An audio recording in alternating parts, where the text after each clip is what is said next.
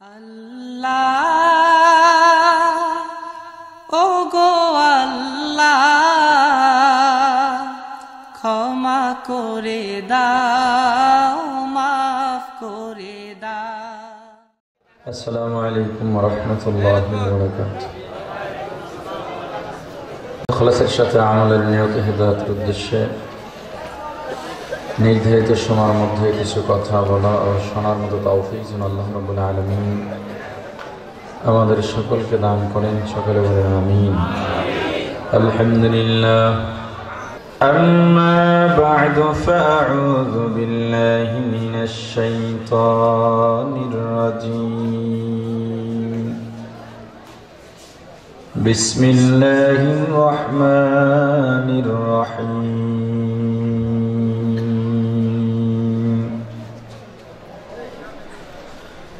فأما من طغى وآثر الحياة الدنيا فإن الجحيم هي المأوى وأما من خاف مقام ربه ونهى النفس عن الهوى فإن الجنة هي المأوى. كن في الدنيا كأنك غريب أو عابر سبيل أو كما قال النبي عليه الصلاة والسلام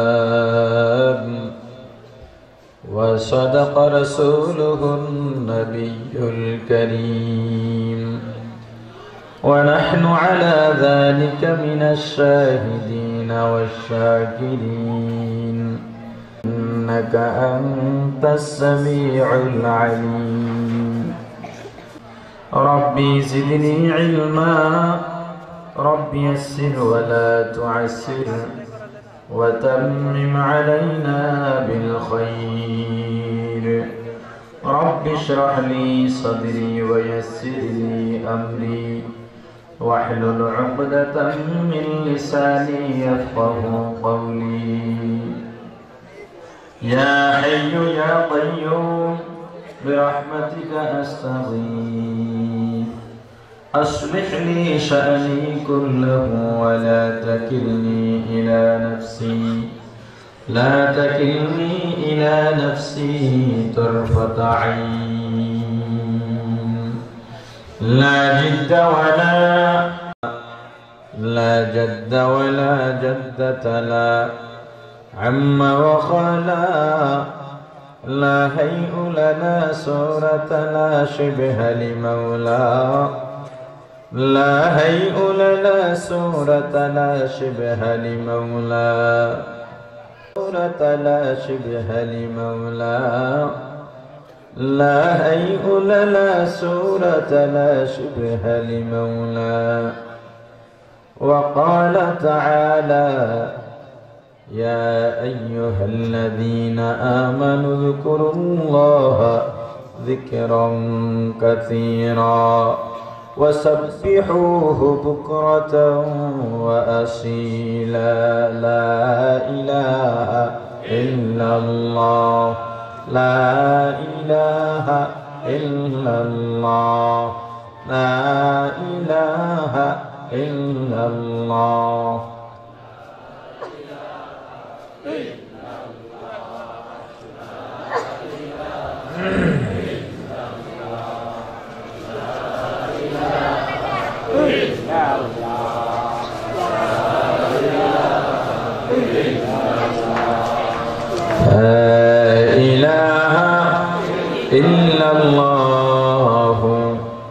محمد رسول الله.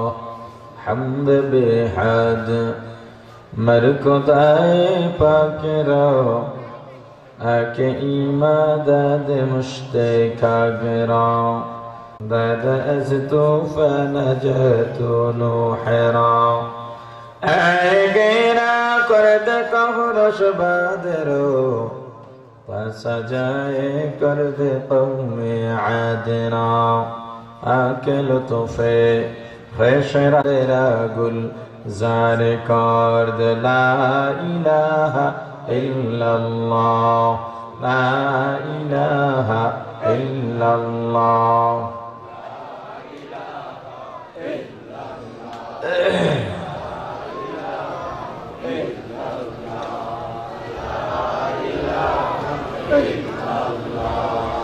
لا إله إلا الله محمد رسول الله।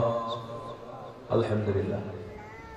ঐতিহাসিক ব্রাহ্মণচর নোয়াগাঁও ইমদাদুল উলুম সিনিয়র মাদ্রাসার প্রতিষ্ঠাতা মরহুম মৌলভী আব্দুল জব্বার রহমতুল্লাহ আলাইহির মাগফিরাত কামনায় তৃতীয় বার্ষিক ওয়াজ মাহফিল ও হালকায়ে জিকিরের সমাপনী অধিবেশনের মহতরম সভাপতি মুআজ্জাজ মুকাররম হযরত উলামায়ে কেরাম, দূর দূরান্ত থেকে আগত ইসলাম প্রিয়, দিন প্রিয়, মর্দে মুজাহিদ, আল্লাহ রাব্বুল আলামিনের আশিকিন জাকিরিন মুসলমান ভাইরা, কলিজার টুকরার সমবয়সী যুবক ও ছাত্র বন্ধুগণ, পর্দানিশী মা ও বোনেরা, আল্লাহ তাআলা দরবারে লক্ষ কোটি শুকর ও সুজুদ যে মহান রব্বুল আলামিন আমাদেরকে হায়াত তৈয়বা দান করে দুনিয়ার জান্নাতের বাগান কোরআন ও হাদিসের এই মুবারক মজলিসে আশা ও বসার মতো তৌফিক দান করেছেন, আলোচনা শোনার মতো সুযোগ করে দিয়েছেন। এজন্য সকলের শুকর আদায় করি আলহামদুলিল্লাহ। আলোচনার শুরুতে পবিত্র কালামুল্লাহ শরীফের 6666 আয়াতের মধ্য হতে 30 নম্বর পারা সূরা নাজিআতের শেষের দিকের কয়েকটি আয়াত কারিমা তেলাওয়াত করেছি। রাসূল করিম সাল্লাল্লাহু আলাইহি ওয়াসাল্লামের অসংখ্য অগণিত হাদিস শরীফের মধ্য হতে ছোট্ট একখানা হাদিস শরীফ তেলাওয়াত করেছি। আল্লাহ তাআলা যদি তৌফিক দান করেন, নির্ধারিত সময়ের মধ্যে হাদিস শরীফ এবং আয়াত কারিমার আলোকে আপনাদের মাঝে কিছু আলোচনা করার চেষ্টা করব ইনশাআল্লাহ। আল্লাহ রাব্বুল আলামিন পরকালে প্রত্যেকটা মানুষের জন্য দুইটা জায়গা নির্ধারণ করেছেন। কয়টা জোরে বলেন? আরো জোরে বলেন। একটা জান্নাত আর একটা জান্নাত বা জাহান্নাম, এই দুইটার যে কোনো একটায় যেতে হবে। হয়তো জান্নাত, না হয় জাহান্নাম। দুনিয়াতেও ভাগ হবে দুইটা। কয়টা? এই যত দল দেখেন, এসব দলের কোনো ভ্যালু আল্লাহর দরবারে নাই। যত ভাগেই বিভক্ত হোক না কেন, দুই ভাগে আল্লাহ ভাগ করে রেখেছেন আগের থেকে। একটা হলো হক আর একটা হলো বাতিল। একটা বলেন না কেন? আর একটা, যারা হক তারা যাবে জান্নাতে, যারা বাতিল তারা যাবে। পরকালে আল্লাহ দুই দলকে ভাগ করে দুই জায়গায় দিয়ে দিবে। ওখানে কে আওয়ামী লীগ, কে বিএনপি, কে জাতীয় পার্টি, কে চরমনাই, কে তাবলীগ, এটা আল্লাহ দেখবেন না। ভাগ হবে কয়টা? ফারিকুম ফিল জান্নাতি ওয়া ফারিকুম ফিস সাঈর।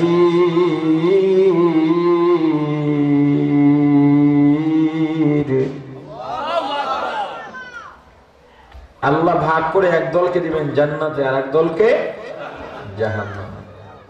জান্নাত কাকে বলে আর জাহান্নাম কাকে বলে সংক্ষেপে একটু পরিচয় দেওয়ার চেষ্টা করছি। এক কথায় বলি, জান্নাত শান্তির এক বালাখানা। কেমন শান্তি? সারা পৃথিবীর সকল সুখ শান্তি যদি এক জায়গায় করা হয়, জান্নাতের যাররা শান্তির সমান হবে না। যাররা কাকে বলে?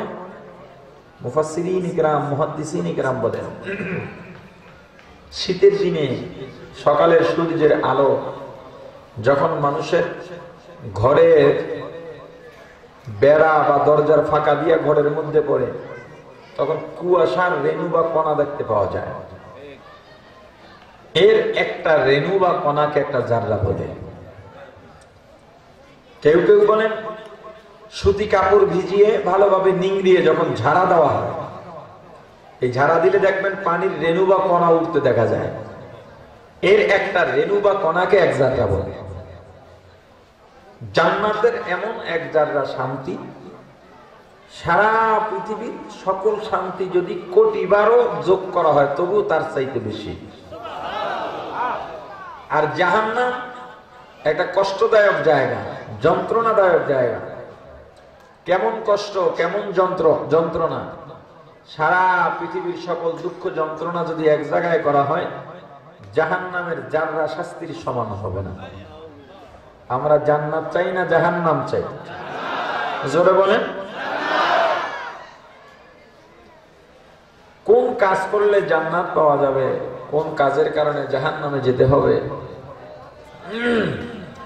কোন কোন এখন আওয়াজ করবেন না আশেপাশে। কোন কাজ করলে জান্নাত পাওয়া যাবে, কোন কাজের কারণে জাহান্নামে যেতে হবে, কোন কোন গুণের কারণে জান্নাত, কোন কোন গুণের কারণে জাহান্নাম। আমি যে আয়াতে কারিমা তেলাওয়াত করেছি, আল্লাহ রাব্বুল আলামিন আয়াতে কারিমার মধ্যে এ সম্পর্কেই আলোচনা করেছেন। আল্লাহ বলেন, যাদের মধ্যে দুইটা ভালো গুণ পাওয়া যাবে এদের ঠিকানা হবে জান্নাত, আর যাদের মধ্যে দুইটা খারাপ কাজ পাওয়া যাবে এদের ঠিকানা হবে জাহান্নাম। জাহান্নামীদের বদ খাসলাতের এক নাম্বার আম্মা মান তাগা, যারা সীমা লঙ্ঘন করে। জাহান্নামীদের এক নাম্বার বদ খাসলাত কি? আপনারা মনে হয় আমার কথা বুঝেন না, জবাব দিচ্ছেন না কেন? কথা বুঝার পরে যদি আপনি জবাব দেন তবেই বুঝবো আপনি আমার কথা বুঝতেছেন এবং আপনার মধ্যে মানবতাও আছে, মনুষ্যত্ব আছে। আশা করি আগে বুঝেননি, খেয়াল করেননি, দ্বিতীয়বার আর বলতে হবে না আমার কথাটা। আমি কথা জিজ্ঞাসা করলে আশা করি উত্তর দিবেন। যাদের মধ্যে ভাব জমে আছে, ভাব, আরে ওয়াজ শুনতে আসছি, মোল্লা ওয়াজ করবে আমরা শুনবো, এত আবার উত্তর দেওয়ার কি ঠেকছি নাকি? টাকা পয়সা কি কম আসেনি আমার? তারা চলে যান এখান থেকে। তাদের আমার বয়ান শুনে কোনো ফায়দা হবে না। কথা বুঝাতে পারিনি? আল্লাহ, জান্নাতীদের বদ খাসলাত কয়টা? জোরে বলেন। কথাগুলো খেয়াল দিয়ে ভালোভাবে শুনতে হবে, না হয় বুঝতে কষ্ট হবে। কোন কোন কাজ করলে জান্নাত আর কোন কোন কাজ করলে জাহান্নাম। আমি যে আয়াতে কারিমাগুলো তেলাওয়াত করেছি, আল্লাহ রাব্বুল আলামিন আয়াতে কারিমার মধ্যে সম্পর্কে আলোচনা করেছেন। জাহান্নামীদের জন্য বদ খাসলাত, যাদের মধ্যে দুইটা বদ খাসলাত থাকবে তাদের ঠিকানা হবে জাহান্নাম। যাদের মধ্যে দুইটা ভালো গুণ পাওয়া যাবে তাদের ঠিকানা জান্নাত। বদ খাসলাত এক নাম্বার আম্মা মান তাগা, যারা সীমা লঙ্ঘন করে। সীমা লঙ্ঘনকারীর ঠিকানা জান্নাত না জাহান্নাম? কে বলছেন? আল্লাহ। এই সীমা লঙ্ঘন অনেক পদ্ধতিতে হতে পারে, অনেক পদ্ধতির এক পদ্ধতি। সন্তান সুযোগ পাইয়া বাবার পকেটে হাত ঢুকায় টাকা চুরি করার জন্য, কিন্তু চুরি করতে পারে নাই, বাবার হাতে ধরা পড়ে যায়।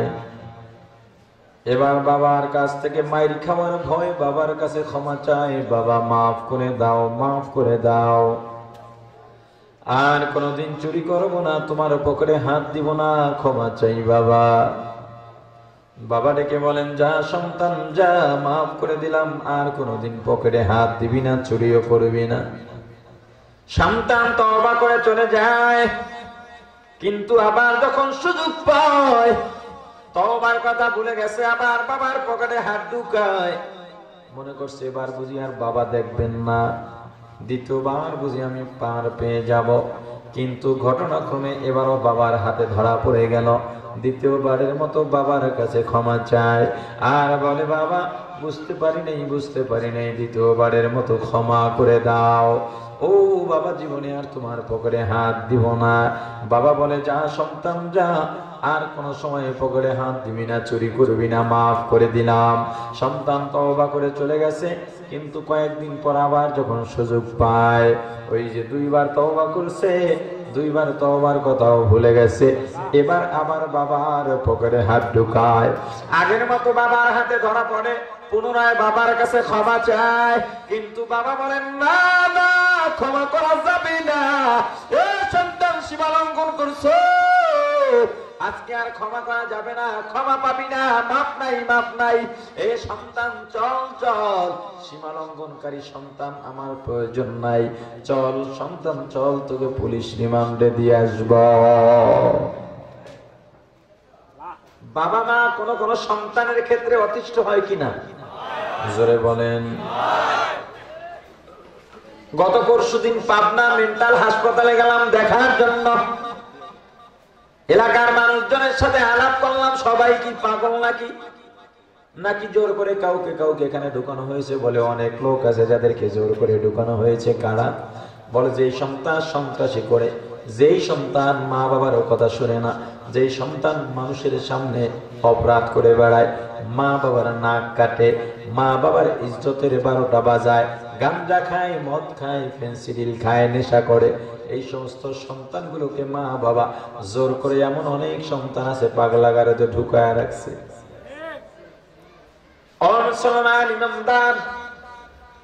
সন্তান চোখের পানি ছিল কেমন বড় বাবা, সন্তানের জন্য বাবা জীবন দিতে পারে, বাবা না খেয়ে সন্তানকে খাওয়ায়। ও বাবা, তোমার কলিজার টুকরা সন্তানকে তুমি কেমনে পুলিশ রিমান্ডে দিবা? তোমার কি জানা নাই পুলিশ রিমান্ড ভালো জায়গা নয়, পুলিশ রিমান্ড শান্তির জায়গা নয়। ও বাবা, পুলিশ রিমান্ডে যদি তোমার কলিজার টুকরা সন্তানকে দেওয়া হয়, পুলিশের অত্যাচার আর নির্যাতনে তোমার সন্তানের অবস্থা ভালো থাকবে না। সুন্দর সুঠাম দেহের অধিকারী এই দেহটা আর সুন্দর থাকবে না। পুলিশের অত্যাচারে বেত্রাঘাতে কারেন্টের সাথে শরীরটা কঙ্কল হয়ে যাবে। ও বাবা গো, রক্তাক্ত হয়ে যাবে। তুমি বাবা হইয়া কেমনে সন্তানের এমন করুণ পরিণতিতে তুমি সহ্য করবা? বাবা বলেন, সন্তান যা বলছো সত্য বলছো, কিন্তু কিছুই করার নাই। এ সন্তান, একবার দুইবার তোকে তো মাফ করলাম, কিন্তু তৃতীয়বার না, তোর শিক্ষা হয় নাই। আজকে যদি আবার ক্ষমা করা হয়, তোর উপর তো কোনো বিশ্বাস নাই। আগামীকালকে অন্যের পেটের মধ্যে ছুরি ঢুকাবি, কপালের মধ্যে পিস্তল ঠেকাবি, তখন আমি বাবাকেও তোর বাবা হওয়ার অপরাধে পুলিশ রিমান্ডে যাওয়া লাগতে পারে। ওই দিন আমি দেখতে চাই না রে খোকা। যদি ভালো হইতে চাও পুলিশ রিমান্ডে যাও। ওলামায়ে কেরামের মজলিসে যাইয়া, পীর মাশায়েখের দরবারে যাইয়া, জুমার মসজিদের খতিবের বয়ান শুনলাম, ওয়াজ মাহফিলে ওলামায়ে কেরামের বয়ান শুনলাম। জানতে পারলাম একটা মিথ্যা কথা যদি বলা হয়, একটা মিথ্যা কথা বললে একটা কবিরা গুনাহ হয়। একটা কবিরা গুনার জন্য কমপক্ষে ৭,০০০ বছর জাহান্নাম। কয় বছর ধরে বলেন? এটা তো দুনিয়ার গণনার ১০০০ নয়, পরকালের গণনার ১০০০। পরকালের একদিন সমান দুনিয়ার ১০০০ দিন। পরকালের গণনার ৭,০০০ বছর জাহান্নাম। আল্লাহর দরবারে তওবা করলাম, আল্লাহ, একটা মিথ্যার জন্য যদি ৭,০০০ বছর জাহান্নামে জ্বলতে হয়, আগে বুঝি নাই, অনেক মিথ্যা বলছি রে আল্লাহ, আর মিথ্যা বলবো না, তওবা করলাম। আল্লাহ বলে, যা বান্দা, মাফ করে দিলাম। কিন্তু আবার যখন সুযোগ পাইলাম, আবার মিথ্যা বললাম, তওবার কথা ভুলে গেছি। আবার আল্লাহর কাছে মাফ চাইলাম, আল্লাহ, তোমার নাম রহমান, তোমার নাম রহিম, ইয়া ইলাহি তু মেরা রহমান হ্যায়, या इलाही तू मेरा रहीम है, या इलाही तू मेरा गफ्फार है, या इलाही तू मेरा सत्तार है। आय अल्लाह, तुम्हारा नाम रहमान, तुम्हारा नाम रहीम। अल्लाह माफ कर दाও। আল্লাহ বলে, যা বান্দা, দ্বিতীয়বারের মতো মাফ করে দিলাম। আমি আল্লাহর বড় দয়া। আমি আল্লাহর ছেলে নাই, মেয়ে নাই, আমি আল্লাহর মা নাই, বাবা নাই, আত্মীয় স্বজন নাই। এ বন্দা একমাত্র আদরের বন্দা, মাফ করে দিলাম বন্দা, জীবনের মিথ্যা বলবি না, অন্যায় করবি না, গুনার কাজ করবি না। তওবা করে চলে গেলাম। কিন্তু কয়েকদিন পরে আবার যখন সুযোগ পাইলাম, মনে করছি এবার বুঝি আল্লাহ মাফ করে দিবেন, আবার মিথ্যা বললাম, গুনাহ করলাম, জিনা করলাম, বেপরদায় চললাম, হারাম খাইলাম, আল্লাহর কাছে মাফ চাইলাম, আল্লাহ এবারের মতো আবারও তুমি আমাকে মাফ করে দাও। কিন্তু আল্লাহ জানায় দেন, না না, আমি আল্লাহ ধোঁকাবাজকে পছন্দ করি না।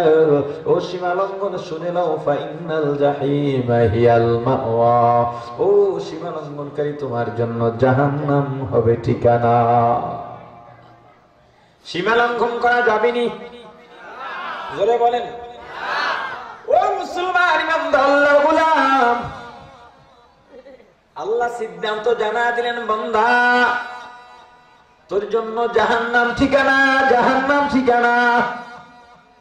আল্লাহর দরবারে চোখের পানি ছেড়ে কান্দে আর বলি, আল্লাহ এত আদরের বান্দা, তোমার ছেলে নাই, মেয়ে নাই, মা নাই, বাবা নাই, লাম ইয়ালিদ ওয়া লাম ইউলাদ, লা জিদ্দা ওয়ালা নিদ্দা ওয়ালা হাদ্দা লিমাওলা, লা জিদ্দা ওয়ালা নিদ্দা ওয়ালা হাদ্দা লিমাওলা, الآن كما كان ولم يلق زوالا، الآن كما كان ولم يلق زوالا، لا جد ولا جدة، لا عم وخالا، لا هيئ لا صورة، لا شبه لمولا، لا هيئ لا صورة، لا شبه لمولا।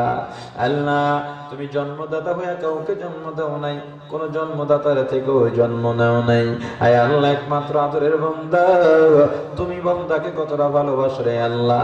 আয় আল্লাহ বান্দা সারাদিন কাজ করে ক্লান্ত হয়ে যায়, আল্লাহ বিশ্রামের জন্য রাত্র বানা দিছো, তুমি ঘুমাও না, তোমাকে তন্দ্রা ধরে না, লা তাখুযুহু সিনাতু ওয়ালা নাওম। আয় আল্লাহ তুমি ঘুমাও না, তোমাকে তন্দ্রা ধরে না, কারণ গভীর রাতে যদি তোমার বান্দা তোমাকে আল্লাহ বলে ডাক দেয়, তুমি ঘুমাইলে কে জবাব দিবে? এজন্য তুমি বান্দার ডাক শোনার জন্য, জবাব দেওয়ার জন্য জাগ্রত থাকো রে আল্লাহ। এত আদরের বান্দা, কত ভালোবাসো তোমার বান্দাকে মালিক। আয় আল্লাহ তোমার ভালোবাসা, তোমার মায়া 100 ভাগ করে 1 ভাগ মায়া 18,000 মাখলুকাতের মধ্যে বন্টন করে দিছ। 18,000 মাখলুকাতের মধ্যে 1 ভাগ মায়া পাওয়ার পরে 1 ভাগ মায়ার 18,000 ভাগের 1 ভাগ পাইয়া সন্তানের জন্য মা বাবা পাগল হয়, মা বাবার জন্য সন্তান পাগল হয়, বন্ধু বন্ধুর জন্য পাগল হয়, ভাই ভাইয়ের জন্য পাগল হয়। আর 99 ভাগ মায়া স্বতন্ত্রভাবে তোমার কাছে রে আল্লাহ। 99 ভাগ মায়াকে 18,000 দিয়া গুণ দিলে যত সংখ্যা হয় তত মায়া তোমার কাছে। একমাত্র বান্দার জন্য এত মায়ার বান্দা কেমনে জাহান্নামে জ্বালা দিবা? আল্লাহ ডাক দিয়া বলেন, বান্দা যা বলছো সত্য বলছো, কিন্তু বল বল আমি আল্লাহ দুনিয়ার কারো কাছে ঠেকানা। আল্লাহুস সামাদ, আমি আল্লাহ বেনিয়াজ, আমি আল্লাহ ওয়ামুকাফেক্কি, আমি আল্লাহ কারো কাছে ঠেকানো, এই দুনিয়ার সমস্ত মানুষ আমার কাছে ঠেকা। বান্দা বারবার তওবা করবি, তওবা ভঙ্গ করবি না, না বান্দা তওবা যদি করতে হয় একবার খাস তওবা কর। খাস তওবা কাকে বলা হয়? একবার তওবা করলাম, আল্লাহ মিথ্যা বলবো না, মরণের আগ পর্যন্ত আর মিথ্যা বলা যাবে না, এটার নাম খাস তওবা। কিন্তু তওবা করলাম, কিন্তু মরার আগে আবারও মিথ্যা বললাম, তওবা ভেঙে গেছে, ধোঁকাবাজ হয়ে গেলাম। আল্লাহ বলেন, বান্দা আমি আল্লাহ ধোঁকাবাজকে আশ্রয় দেই না, ধোঁকাবাজের কোনো দাম আমি আল্লাহর দরবারে নাই। তুই আমার হুকুম মানবি, আমি আল্লাহর গোলামি করবি। ও বান্দা তোর জন্য আমি আল্লাহর দয়া বরাদ্দ আছি। ও বান্দা গুনাহ করতে করতে করতে করতে সীমা লঙ্ঘন করছো, সব দরজা বন্ধ, সব রাস্তা বন্ধ। ও মুসলমান, এখন একটা দরজা খোলা আছে, সেই দরজাটার নাম আল্লাহর রহমতের দরজা। কিসের দরজা? জোরে বলেন, কিসের দরজা? রহমতের এত পাওয়ার, এই দরজাটার এত পাওয়ার, এত পাওয়ার। যদি আসমান থেকে জমিন পর্যন্ত, জমিন থেকে আসমান পর্যন্ত, শিমাল থেকে মাগরিব, শিমাল থেকে জুনুব পর্যন্ত ভারী একটা কয়েক কিলোমিটার সীসা গলা প্রাচীর করে দেওয়া হয়। দুনিয়ার এমন কোন শক্তি নাই এই প্রাচীরটাকে ভাঙতে পারবে। কিন্তু আল্লাহ তাআলার এক ফোঁটা রহমত যদি হয়, এই এক দেয়াল কেন 1000 দেয়াল চূর্ণ বিচূর্ণ করে দেয়া সম্ভব।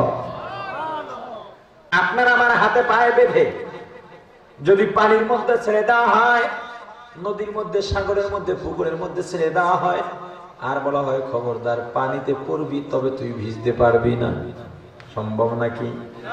সম্ভব। যদি আল্লাহ তাআলার এক জাররা রহমত থাকে, দুনিয়ার কোন মানুষের দ্বারা যেটা সম্ভব না, আল্লাহর রহমত দিয়া সম্ভব, ঠিক কিনা? ও মুসলমান ইমানদার, ওই রহমতের দরজায় নিজের গুনাহের জন্য অনুতপ্ত হইয়া করাঘাত করতে থাকলে আল্লাহর গোলাম, যখন তুমি করাঘাত করতে থাকবা, আল্লাহর রহমতের দরজা কোন দরজা জোরে বলেন? قل يا عبادي الذين أسرفوا على أنفسهم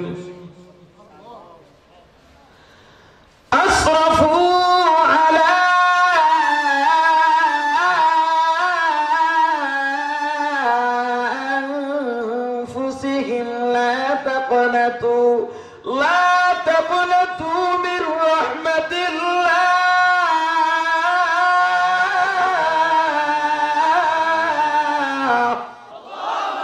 مغفرة رد امید از لطف تو যাকে কদ ফরমুদায়ে লা তাকনাতু। ও বান্দা, আল্লাহর রহমত থেকে নিরাশ হইবা না, আল্লাহর রহমত থেকে নিরাশ হইবা না।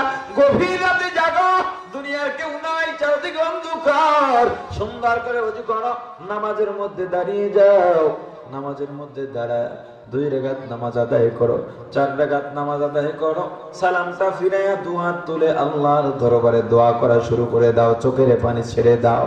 অতি গভীর হয় রজনী যখন, নীরবে প্রভুর নাম জপিও তখন, প্রভুর করুণা যদি পাইবারে চাও, অতি গভীর রজনীতে প্রভুর গুণগান গাও। একে চশমা জাদা গাফেলা যা শাহে নবাসী, একে চশমা জাদা নে গাফেলা যা শাহে নবাসী, শায়দ কে নিগাহে কোন দাগাহ নবাসী, শায়দ কে নিগাহে কোন দাগাহ নবাসী।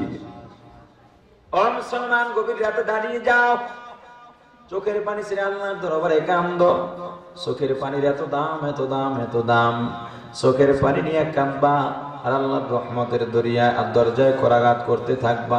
চোখের পানি যত বাড়বে, আল্লাহর রহমতের দরিয়ায় জোশ মারা শুরু হবে। চোখের পানি যত বাড়বে, আল্লাহর রহমতের দরিয়ায় ঢেউ শুরু হয়ে যাবে। চোখের পানি যত বাড়বে, আল্লাহর রহমতের দরিয়ায় তুফান শুরু হয়ে যাবে। যদি চোখের পানি ছাড়ার মতো ছাড়তে পারো আল্লাহর গোলাম, আল্লাহ রাব্বুল আলামিন তোমার জন্য যদি একবার রহমতের দরজাটা খুলেই দেন, তোমার জীবনের গুনাহ মাফ হবে। শুধু তাই নয়, তাই নয়, বরং জীবনের গুনাহ আল্লাহ তোমার নেক দিয়ে পরিবর্তন করে দিবে। আদরে কুদরতু দারি বরকাবান, আনতা রব্বি আনতা হাসবি যুল জালাল। ভাইরা আমার, গুনাহ করছো, গুনাহ করতে করতে সীমা লঙ্ঘন করছো, এখনো সময় আছে, কাজ তওবা করো। কাজ তওবা করতে পারলে নাজাত পাওয়ার আশা করা যায়, ঠিক কিনা? আমি কাতার থেকে বিমানে আসতেছিলাম, আমার পাশের সিটে একজন মানুষ বসা, ভদ্রলোক, 30 বছর পর্যন্ত ফ্রান্সে থাকেন। উনি হুইল চেয়ারে করে আসছেন, হাঁটতে পারেন না।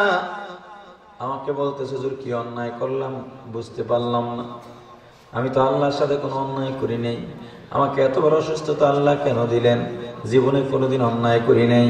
অথচ লোকটা নামাজ পড়ে না, লোকটা রোজাও রাখে না। জিজ্ঞাসা করেছি, বলে নিয়মিত করতে পারি না, এবং ওই প্লেনের মধ্যে বসে তিনি ওখানে বসে মদ পান করেছে। সে অন্যায় দেখে না। এরকম অন্যায় না দেখা লোক বহু আছে, কথা বলে না। রাসূলের সুন্নাত তার মধ্যে নাই, এরপরে সে অন্যায় দেখে না। পর্দা করে না, এরপরে সে অন্যায় দেখে না। নামাজ পড়ে না, এরপরে সে অন্যায় দেখে না। অন্ধ হয়ে গেছি, অন্ধ হয়ে গেছি। যারা দেখেও দেখে না, যাদের চোখ থাকার পরেও দেখে না, যাদেরকে আল্লাহ অন্তর দেওয়ার পরেও তারা ভাবে না, যাদেরকে কান দেওয়ার পরেও তারা শোনে না, তাদেরকে আল্লাহ জানোয়ার বলে আখ্যায়িত করেছে। আল্লাহর কথা কোনো ভুল আছে নাকি?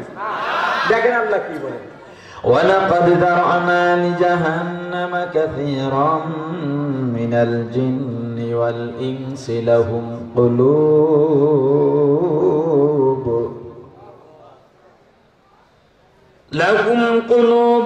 لَا يَفْقَهُونَ بِهَا وَلَهُمْ أَعْيُنٌ لَا يُبْصِرُونَ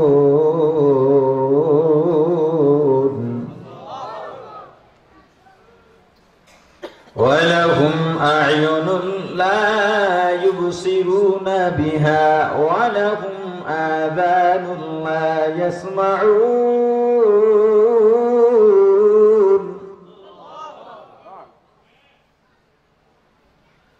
وَلَهُمْ آذَانٌ لَا يَسْمَعُونَ بِهَا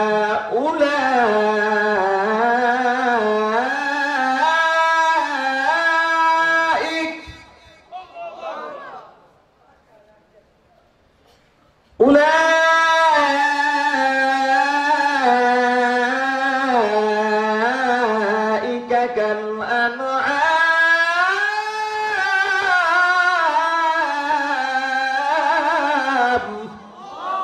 ضرب صورت آدمی انسا بودے احمد আবু জাহল মিক্সা বুদে।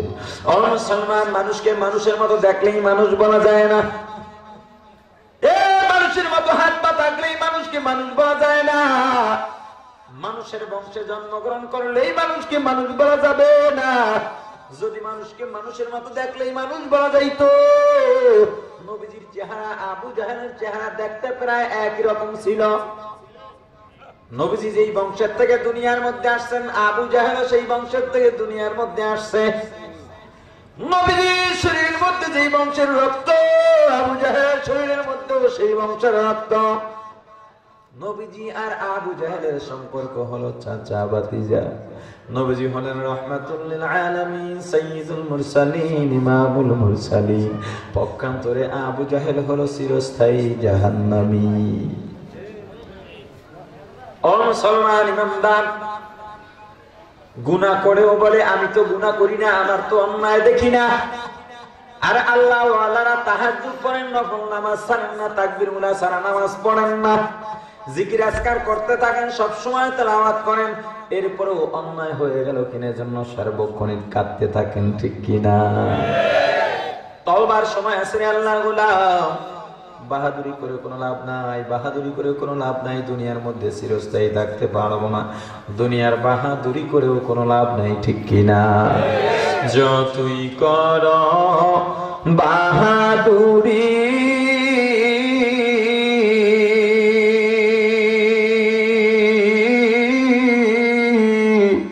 এই দুনিয়া নয় তোর বাড়ি, যতই কর বাহাদুরি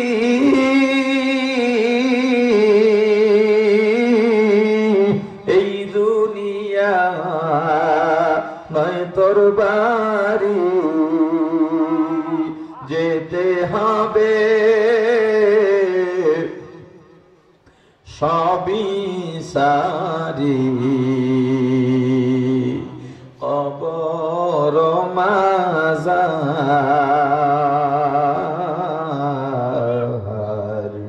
না মানলি ফরমান রে তুই, না মানলি কুরআন। তওবা করো আল্লাহর কাছে,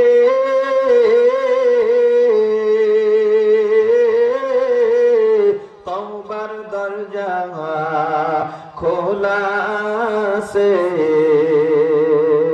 ক্ষমা করলে করতে পারেন, দয়া করলে করতে পারেন, তিনি যে রহমান।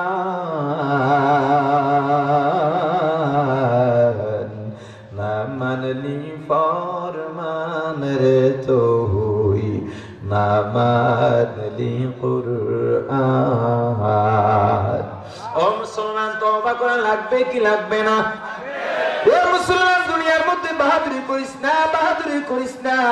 দুনিয়া চিরস্থায়ী, কেউ থাকতে পারবে না। দুনিয়া কিন্তু স্থায়ী বাড়ি নয়, স্থায়ী বাড়ি নয়। কত মানুষ তোমার আমার সামনে চলে যায়। আজকে একজন মানুষের রূহের মাগফিরাত কেমন ওয়াজ মাহফিল। লোকটা এক সময় সবার মাঝে ছিল। এই এলাকার বহু কবরস্থান আছে যারা সবার মাঝে এক সময় ছিল, যারা সবার মাঝে একসাথে বসে ওয়াজ শুনতো, একই কাতারে দাঁড়িয়ে মসজিদের মধ্যে নামাজ আদায় করতেন, যারা একই কাতারে দাঁড়িয়ে ঈদগাহে নামাজ আদায় করতেন, একই সাথে ঈদের দিনে আনন্দ ফুর্তি করতেন। কিন্তু আজ নাই, আজ নাই। আগামীকাল তুমিও থাকবা না, আমিও থাকবো না। এই দুনিয়ার মধ্যে বাহাদুরি করে কোনো লাভ নাই। আসেনি, জোরে বলেন। নবী সাল্লাল্লাহু আলাইহি ওয়াসাল্লাম কুন ফিদ দুনিয়া কান্নাকা গরীবুন আও আবিরু সাবিল আও কামা ক্বালা নবী আলাইহি সালাতু ওয়াসসালাম। ও মুসলমান ইমানদার, পয়গম্বর জানা দিলেন বিশ্ব মানব মণ্ডলী, তোমরা দুনিয়ার মধ্যে কেমনে চলবা। আমি পয়গম্বর ফর্মুলা দিয়ে গেলাম, দুইটা পদ্ধতিতে দুনিয়ার মধ্যে চলাফেরা করো। এক নম্বরে হয়তো মুসাফির, দুই নম্বরে না হয় পথী। মুসাফির কি অনেক কিছু সঙ্গে নিয়ে ঘোরে নাকি? আপনারা যদি যেমন আগামীকালকে চরমনের মাহফিল শুরু হবে পরশুদিন, এখান থেকে অনেকে যাবে, বিভিন্ন জায়গার থেকে অনেকে যাবে। বা টঙ্গী ইজতেমা যখন শুরু হয়, অনেক দূর দূরান্ত থেকে লোক আসে না? যারা মুসাফির 2-3 দিনের জন্য যায়, এরা কি ঘর বাড়ি, স্ত্রী সন্তান, বাড়ি ঘর নিয়ে যায় নাকি? জোরে বলেন। 3 দিন থাকবে, 4 দিন, 10 দিন থাকবে, যতটুকু দরকার ততটুকুই নিয়ে যায়। একজন পথিক রাস্তা দিয়ে হাঁটতেছে, অনেক কিছু সাথে নিয়ে হাঁটে নাকি? যতটুকু দরকার ততটুকুই, ঠিক কিনা? দুনিয়ার মধ্যে সমস্ত মানুষগুলো মুসাফির, পথী। না না, এত জায়গা জমি দিয়া কি করবা, বাড়ি গাড়ি দিয়া কি করবা? লাভ নাই, লাভ নাই।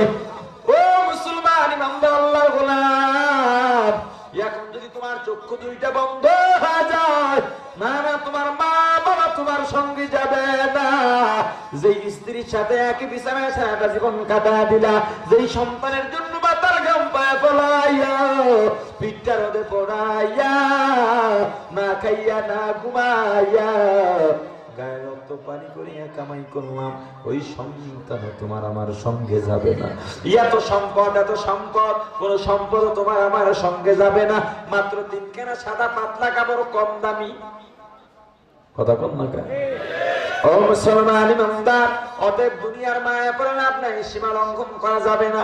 ও মুসলমান, জাহান্নামে কারা যাবে? 1 নম্বরে যারা সীমা লঙ্ঘন করে।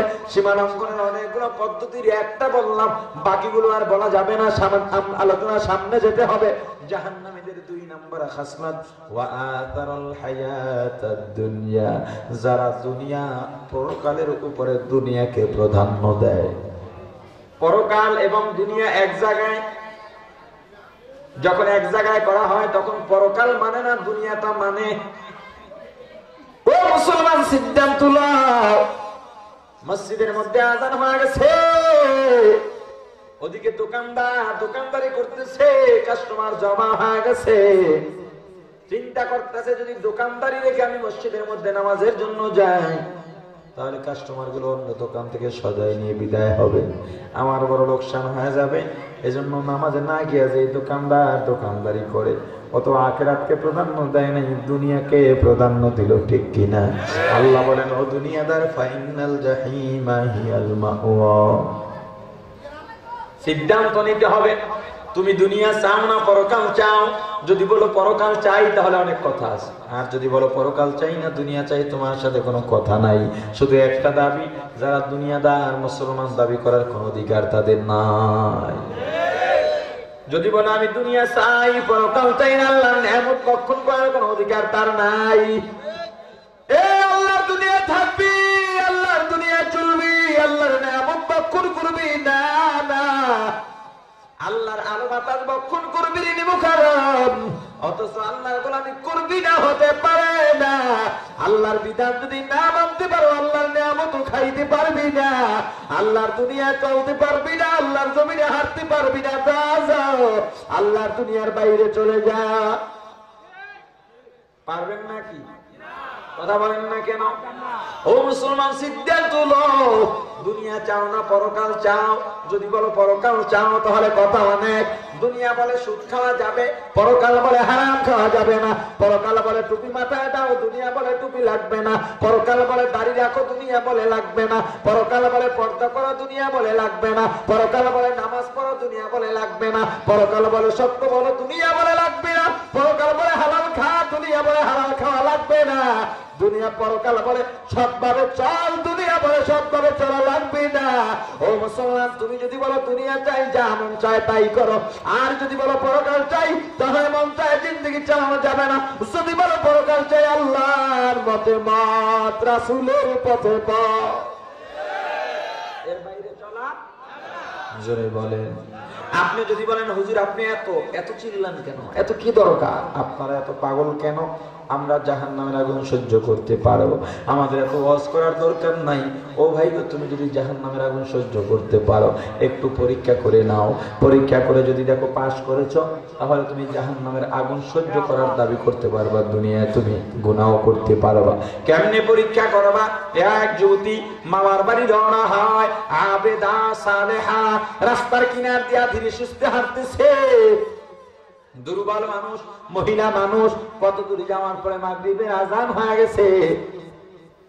যুবতীর অন্তরের মধ্যে ভয় ধরে গেছে, রাস্তাঘাটের অবস্থা ভালো নয়। এখন কি অবস্থা হবে, ইজ্জত বাঁচাতে পারবো কিনা? এখন বাড়িতে ফিরে যাবো তাও তো সম্ভব নয়, কারণ বাড়ির পথ দূরত্ব বেশি। যদি যেতে হয় মামার বাড়ি যেতে হবে। মনে সাহস নিয়ে সামনের দিকে আগায়। কত দূর যাওয়ার পর এশার আজান হয়ে গেছে। চিন্তা করলো মামার বাড়ির সামনে করে আর ভয় নাই, ভয় নাই। কিন্তু আর একটু সামনে আগানোর পর হঠাৎ করে হট্টগোলের আওয়াজ পায়। খবর নিয়ে জানতে পারলো যে পথ দিয়ে মামার বাড়ি যাবে, ওই পথের দুই ধারের গ্রামবাসীর মধ্যে হাঙ্গামা শুরু হয়ে গেছে, ঝগড়া শুরু হয়ে গেছে।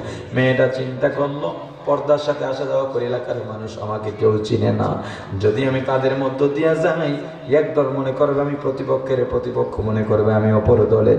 ফলাফল দাঁড়াবে দুই গ্রুপের হাতে আমার ইজ্জত হারা হতে হবে। না না, সেটা পারবো না। কি করা যায়? একটা আশ্রয় নেওয়া দরকার। আশ্রয় কোথায় পাই? হঠাৎ করে টাকা দেখে একটা ঘরের মধ্যে আলো জ্বলতেছে। দৌড় দিছে, গিয়া দেখে এটা দুনিয়ার কোন বসবাসের ঘর নয়, এটা একটা মসজিদ ঘর। মসজিদের মধ্যে এক যুবক মোমবাতি জ্বালায়া কোরআনের তেলাওয়াত করতেছে। এই যুবক শোন, তোমার মতো একটা যুবকের ঘটনা শোনাই। যুবতী বোন শোনো, তোমার মতো এক যুবতীর ঘটনা শোনাই। পেছন থেকে যুবতী ডাক দিছে, হে যুবতী ভাই, আমি এক অসহায় যুবতী, আমাকে একটু জায়গা দাও। যুবক ডাক দিয়ে বলল, অসহায়কে সহায় করা, বিপদগ্রস্তকে বিপদ থেকে মুক্ত করা, অসহায় ব্যক্তিকে সাহায্য করাই হলো ইসলামের খেদমত, বড় সওয়াবের কাজ। কিন্তু বোন আমি অপারগ, আমার মা নাই, আমার বাবা নাই। এই মসজিদের মধ্যে 5 ওয়াক্ত নামাজ পড়াই, তা দিয়া যা পাই আমার কিতাবাদির খরচ, আমি পাশে এক মাদ্রাসার মধ্যে পড়ি। ও বোন, এলাকার মানুষগুলো আমাকে বড় পছন্দ করে, বিশ্বাস করে। আমি যদি তোমাকে জায়গা দেই, ফজর নামাজ পড়তে আসা মুসল্লিরা যদি দেখতে পায়, তখন আমাকে দূর দূর করে তাড়িয়ে দিবে, লাঞ্ছিত করবে, অপমানিত করবে। যুবতী চোখের পানি ছেড়ে কান্দে আর ডাক দেয়া বলে, যুবক, যদি আমার জায়গায় তোমার আপন বোন হইতো, তুমি আমাকে তাড়া দিতে পারতানি? বলে, না, পারতাম না। তাছাড়াও তুমি কি চাও এই হাঙ্গামার মধ্যে কি আমি ইজ্জত হারা হয়ে যাই? বলে, না, তাও চাই না। ও যুবক, তাহলে আমি ওয়াদা দিলাম, প্রতিশ্রুতি দিলাম, আমাকে যদি একটু জায়গা দেওয়া হয়, মুসল্লিরা আসার আগে, সবে সাদেকের আগে আমি চলে যাব। যুবক বলে, ঠিক আছে, তাহলে থাকতে পারো। যুবক মনে মনে চিন্তা করতেছে, যদিও মহিলা মানুষ তবু তো মেহমান, মেহমানের কদর করা দরকার, মেহমানের তাজিম করা দরকার, মেহমানের যাতে কষ্ট না, মেহমানকে কষ্ট দেওয়া যাবে না, কষ্ট দেওয়া যাবে না। ও মুসলমান ইমানদার আল্লাহর গোলাম, তোমার এলাকার মধ্যে যদি মেহমান প্রবেশ করে, তোমার যদি ভালো নাও লাগে, তোমার শত্রু যদি তোমার বাড়িতে মেহমান হয়ে আসে, তবু মেহমানের সাথে দুর্ব্যবহার করা যাবে না। কথা কয় না? ও মুসলমান ইমানদার আল্লাহর গোলাম, অনেক এলাকায় দেখা যায় মসজিদের মধ্যে তাবলীগ জামাত আসে, সবাই মিলে সিদ্ধান্ত নিয়েছে মসজিদের মধ্যে তাবলীগ ঢুকতে দেয়া যাবে না। কারণটা কি, ব্যাপারটা কি? তারা তো তোমার বাড়ির ভাত খাইতেও আসে নাই, তারা তো তোমার বাড়ি তোমার মাথায় কুড়ালের কোপ দিতেও আসে নাই। ঠিক আছে, তুমি পারবা না, অপারগতা স্বীকার করো, আল্লাহর কাছে জবাব দিবা, সেটা ভিন্ন কথা। কিন্তু কত দূর থেকে কত জায়গার কত এলাকার মানুষগুলো আসলো তোমার এলাকায় ইসলামের ঝান্ডা নিয়ে, দাওয়াত নিয়ে, তুমি তাদেরকে অপমান করে পাঠাও, তোমার মতো জাহেলার দুনিয়ার মধ্যে থাকতে পারে না। ও মুসলমান ইমানদার আল্লাহর গোলাম, যুবক চিন্তা করলো, যদিও মহিলা মানুষ তবু তো মেহমান, মেহমানের কদর করা দরকার। শীতের রাত, আমি গরিব মানুষ, শীতের পোশাক হিসাবে কম্বল ছাড়া আমার আর কিচ্ছু নাই। আমি এক রাত কষ্ট করবো, তবু আমার কম্বলটা আমার মেহমানকে দিয়ে দিব। চিন্তা করে কম্বলটা নিয়ে যুবতীর গায়ে উঠাইয়া দিল, ডাক দেয়া বললো, বোন তুমি নিশ্চিন্তে ঘুমাও, তোমার ভয় নাই, চিন্তা নাই, সবে সাদেকের আগে আগে আমি তোমাকে জাগায় দেবো, আমার বাড়ি তুমি চলে যাইতে পারবা। কিন্তু যুবতী চিন্তা করলো, না না, আমি আর যুবক, আর তো কেউ নাই, বলা যায় না, বলা যায় না, ইবলিস তো সব জায়গায় আছে। যদি আমি ঘুমায় যাই, যুবক যদি আমার ইজ্জতের উপরে হামলা করে, এত বছরের লালিত আমার সতীত্ব নষ্ট হয়ে যাবে। না না, ঘুমাবো না, ঘুমাবো না, আমি কম্বলের ফাঁকা দিয়ে তাকায় থাকবো, দেখবো যুবক কি করে। যদি দেখি তার মতিগতি ভালো নয়, অন্তত ইজ্জত বাঁচানোর জন্য একটা দৌড় দিতে পারবো। একজন যুবতী সতীত্বের জন্য কত চিন্তা, এবং তোমার তো সতীত্বের জন্য চিন্তা নাই, ইজ্জতের জন্য চিন্তা নাই, বন্ধে নির্বোধার কেউ হইতে পারে না রে বোন। ও বোন, চেনার সুযোগ আগে মেয়েদের কারণেই হয়, দর্শনের সুযোগ আগে মেয়েরা দেয়, না হয় কোন নারী ধর্ষিতা হতে পারে না। পর্দাসীন কোন নারী ধর্ষিতা, দর্শনের শিকার হয়েছে, এমন পেপার পত্রিকায় আমরা পাই না। যদিও হাজারের মধ্যে দুই একটা হয়, এটা বিচ্ছিন্ন ঘটনা হিসাবে ধরা যাবে না, ঠিক কিনা বলেন? এ পর্দার মা, না না, আমাকে পর্দার বাহিরে বের হবি না, ইজ্জত তোমার অনেক বেশি, তোমার পর্দার মধ্যে ইজ্জত, পর্দার বাহিরে ইজ্জত নাই, পর্দার মধ্যে ইজ্জত না, পর্দার বাহিরে ইজ্জত। দাম জিনিসপত্রের দাম কম বেশিও পাওয়া যায়, কিন্তু ঢাকা কখনো যাই নাই, তোমার বাড়িতে আগামীকালকে যাব, আজকে রাত্রে গাড়িতে উঠবো, সকালে গিয়ে তোমার বাড়িতে বসবো। ঢাকাইয়া বিয়াই ডাক দেয়া বলে, বিয়াই তুমি কি পছন্দ করো? বলে, আমি তো, আমরা চিটাইয়া মানুষ, আমরা একটু শুটকি মাছ বেশি ভালোবাসি। ঢাকার বেয়াই বাজারে চলে গেল, চিন্তা করতেছে মাছ নিরাপদে থাকবে না, বিপদ হবে। মাথার মধ্যে চিন্তা ঢুকছে, ঘরে একটা চোর আছে, এই চোরের থেকে তো মাছ বাঁচবে না। চোরের নাম জানেননি? চিন্তা করলো, হুজুররা ওয়াজ করে, মানুষজন পাথর মানুষগুলো ভুলে যায়, চোখের থেকে পানি পড়ে, গুনাহগার মানুষগুলো নেককার হয়ে যায়। আর বিড়াল মেয়া তো ওয়াবুস প্রাণী, কোনো গুনাহ নাই, কোনো গুনাহ নাই, এর ওয়াজ করলে আরো বেশি কাজ করবে। সামনে ধইরা বসাইছে, এ বিড়াল, আমার বাড়িতে আগামীকালকে বেয়াই আসবে, খবরদার। ওই যে তাকের উপরে মাছ রাখছি, মাছ দেখে নাই, বিড়ালকে দেখাইয়া দিতেছে, ওই যে মাছ রাখছি, খবরদার মাছের দিকে মুখ দিবি না। এ বিড়াল, খবরদার, আমার বাড়িতে বড় হইলি, কত খাওয়া খাইলি, খবরদার মাছের দিকে মুখ দিবি না, আমার ইজ্জত শেষ হয়ে যাবে। 3 ঘন্টা পাক্কা ওয়াজ করছে। ঢাকার বেয়ে চিন্তা করতেছে, 3 ঘন্টার ওয়াজ হেদায়েত না হইয়া পারে না, ছাইরা দিছে, নিশ্চিন্তে ঘুমায় গেছে। বিড়াল কায়, ওয়াজের অ্যাকশন দেখামো, আগে ঘুমা। বেয়াই ঘুমায় গেছে, বিড়াল দিয়া মাছ খেয়ে চেটে পুটে বাটি বর্তন একেবারে খালি করে রাখছে। ফজরের সময় বেয়াই ঘুমের থেকে জাগছে, দেখে ওয়াজের পাওয়ার কত দূর কাজ করলে, অ্যাকশন কত দূর, গিয়ে দেখে মাছ তো নাই নাই, মাছের মধ্যে বর্তনে যে মাছ ছিল সে ঘেরান পর্যন্ত নাই। মেজাজ গরম হয়ে গেছে। খাটের তলে তাকায় দেখে বিড়াল মেয়া ঘুমায়, পেটটাও বড় দেখা যায়, গলার মধ্যে রশি লাগাইয়া চাবুক নিয়ে মারে আর বলে ওরে নেবো খারাপ, ছোট থেকে আমার বাড়ি খাইলি, আমার বাড়ি থাকলি, আমার পাশে ঘুমাইলি, ইলিশ মাছ দিয়া মজা কইরা খানা খাইতে বসছি, হঠাৎ করে ডানে বামে তাকাইছি, মাছ নিয়ে দৌড় দিছো, তবুও কিছু কই নাই। 3 ঘন্টা ওয়াজ করলাম, এবার হেদায়েত কেন হইল না, হেদায়েত কেন পাইলি না? তোকে তো রাখবো না, মাছ খাওয়ার মজা দেখায় দিব। ইতোমধ্যে চট্টগ্রাম থেকে বেয়াই উপস্থিত হয়ে গেছে। ডাক দিয়া বলে, বেয়াই অবুঝ প্রাণী বিড়ালকে কেন মারো? কয়, বেয়াই মেহমান মানুষ, মেহমানের মতো থাকবা, বেশি দরদ দেখাইবা না, তাহলে কিন্তু তোমাকেও বিড়ালের সাথে সাইজ করা হবে। চট্টগ্রামের বেয়াই বলে, বেয়াই সাইজ পরে করো, আগে বলো কেন মারো? বলে, বেয়াই তোমার খবর পাইয়া তোমার চাহিদা অনুযায়ী বাজারের সবচাইতে দামি শুটকি মাছ বাড়ির মধ্যে নিয়ে আসছি।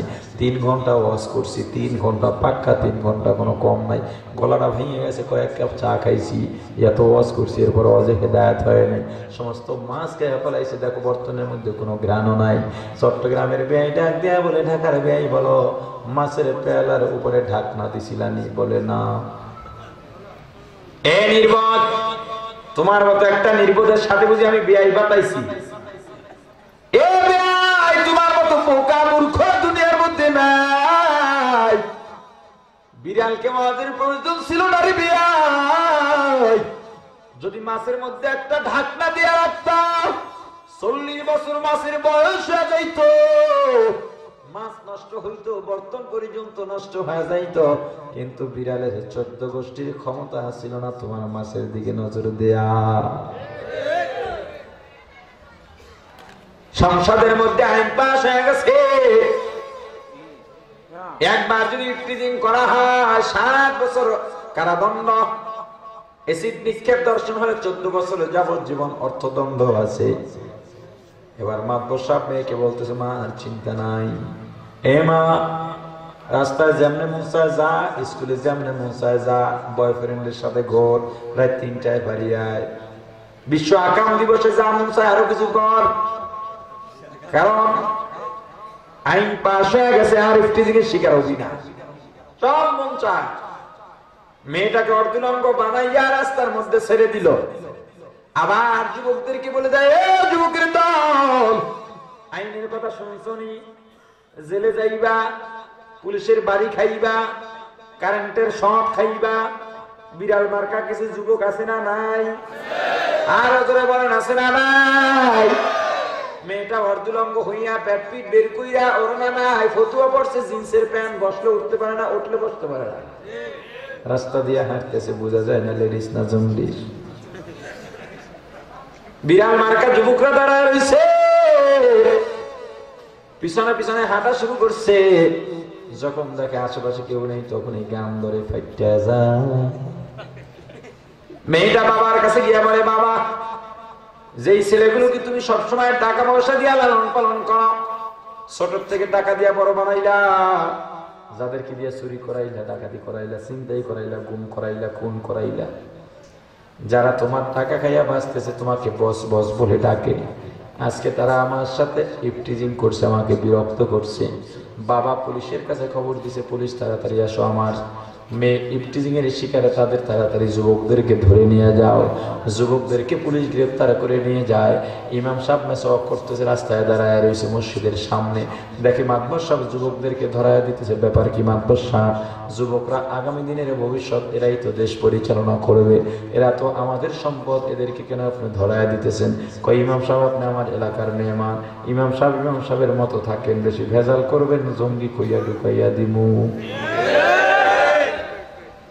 ইমাম সাহেব ডাক দেয়া বলে, মাতবার, জঙ্গি বলো আর যা বলো, আগে বলো কেন ধরাও? ও ইমাম সাহেব, আপনি কি পেপারে পড়েন না? খবর কি পান নাই? আইন পাস হয়ে গেছে, ইফটিজিং, ধর্ষণ, এসিড নিক্ষেপ বলে কত সাজা বলে পাইছি, এরপরেও আমার মেয়ের সাথে ইফটিজিং করছে। ইমাম সাহেব ডাক দিয়া বলে, মাতবার হইলেন, এখন আপনি জ্ঞানী হইতে পারলেন না, মূর্খই রয়ে গেলেন, মূর্খ মাতবার। কারণ আপনার তো ওয়াজের প্রয়োজন ছিল না, যুবকদেরকে বোঝানোর প্রয়োজন ছিল না, আইনের দরকার ছিল না। আপনার মেয়েটাকে যদি পর্দায় রাখতেন 10 বছর, 20 বছর, 40 বছর, 60 বছর আপনার মেয়ে কুমারী থাকতো, বিয়ে না হইলেও আপনার মেয়ের দিকে বিড়াল মার্কা যুবকেরা নজর দেওয়ার সুযোগ পাইতো না। हकीकत से तो दुनिया बेखबर है, दुनिया की नुमाइश पर नजर है। नमी गोयम कि आज दुनिया जुदा बाश, बहर कारे के बाशी बा खुदा बाश। सिस्ते दुनिया आज खुदा गाफिल बुदर, कमाशन हो फर जिंदजान। दुनिया में हो दुनिया का तलबगार नहीं हो, दुनिया में हो दुनिया का तलबगार नहीं हो, दुनिया में हो दुनिया का तलबगार नहीं हो। बाजार से गुजर हो खरीदार नहीं हो, बाजार से गुजर हो खरीदार नहीं हो। जागाजी लगाने के दुनिया नहीं है, ये इबरत की जाहे तमाशा नहीं है, ये इबरत की जाहे तमाशा नहीं है। ओ मुसलमान इमानदार, दुनिया रंग तमाशार जायगा नय, दुनिया बिल फादाइल ला बिल मसाइल। ओ मुसलमान पर्दार मা, যদি তোমার ইজ্জত বাড়াইতে চাও গো মা, তুমি পর্দার মধ্যে থাকতে হবে, বিকল্প কিছু নাই। বিপর্দায় যারা ঘুরে তাদের কোনো দাম নাই, তাদের কোনো মর্যাদা নাই, ঠিক কিনা জোরে বলেন। পর্দার মা, আমাদের স্ত্রী, আমাদের বোন, আমাদের মায়েরা যারা পর্দার মধ্যে থাকেন রে মা, তাদের এত সম্মান, এত সম্মান।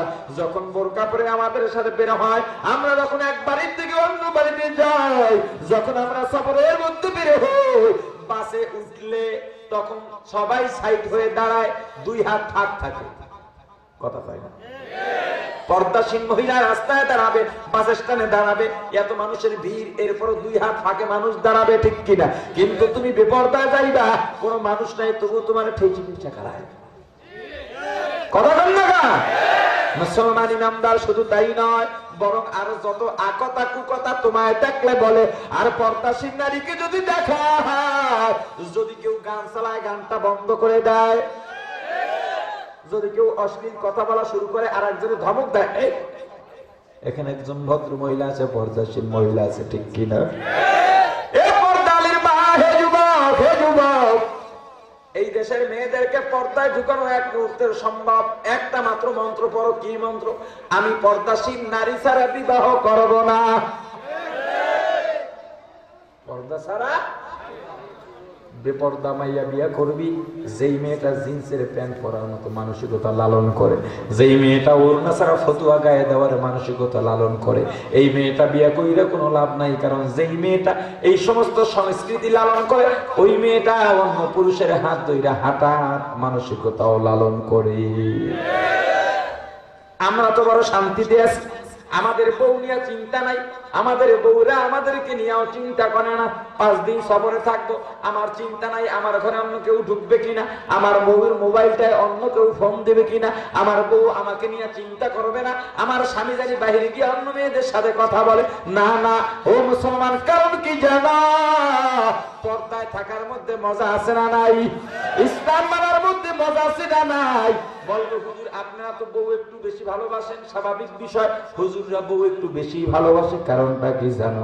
হুজুর গো তো তোমার মতো বউ রাইকা আরো 5টা সাইড কালেকশন নাই।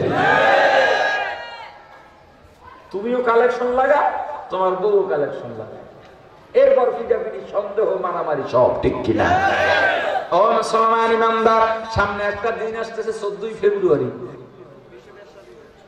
14 ফেব্রুয়ারি কি দিবস?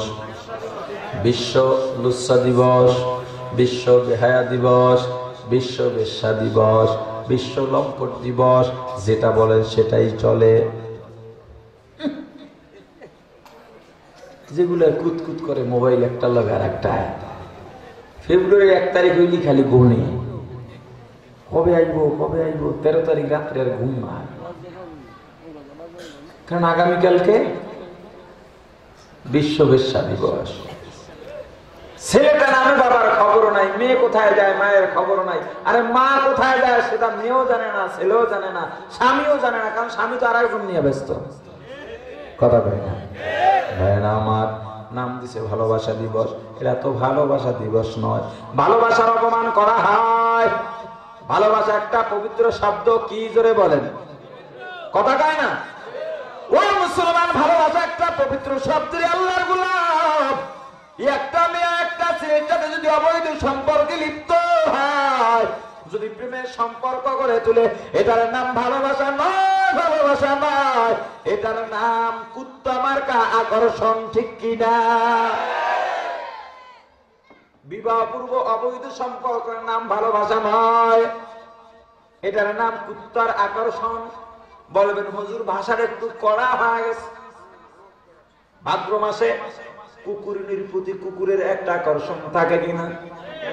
আর জোরে বলেন, কুকুর নিজে তাই যায়, কুকুরটাও সেদিকে যায়। এই যে একটা টান, এটা কি ভালোবাসা নাকি? কথা কয় না? কুকুরের একটা কুকুরীয় চরিত্র আছে, সেটা চরিতার্থ করার জন্য কুকুর নির্পিছনে দৌড়ায়, ঠিক কিনা? যারা বিবাহ পূর্ব প্রেমের সম্পর্কের নাম দিয়ে একে অপরের পিছে ঘুরে আর দৌড়ায়, একে অপরের সাথে মোবাইলে কথা না বলে থাকতে পারে না, এগুলো ভালোবাসার টান নয়, অবৈধ সম্পর্কের নাম ভালোবাসা নয়, এগুলো কুত্তা মার্কা আকর্ষণ, ঠিক কিনা? যারা বলে